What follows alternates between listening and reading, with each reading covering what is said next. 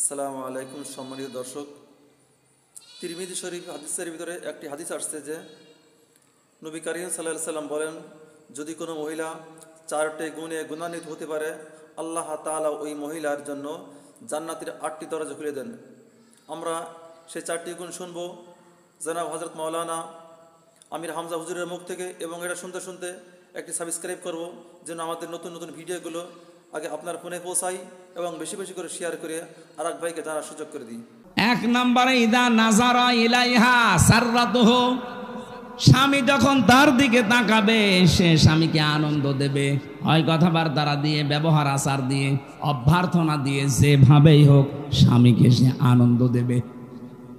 2 নম্বরে পেয়েছি ওয়াইদা গাবা আনহা হাফিজাতুহু, স্বামী যখন বাইরে যাবে তখন নিজের ইজ্জত আবরু সম্ভ্রম, স্বামীর সন্তান এবং স্বামীর সম্পদগুলো ওই মহিলা হেফাজত করবে। 3 নম্বরে ওই মহিলা জান্নাতি, যেই মহিলা তার স্বামীকে দিনের পথে চলার জন্য সাহায্য করে, সময় দেয় এবং স্বামীকে উৎসাহ দেয়। ততক্ষণ পর্যন্ত আপনি স্বামীর সাহায্যে থাকবেন, হ্যাঁ দেখবেন যে মানবতার কাজ করে কিনা, ইসলামের কাজ করে কিনা।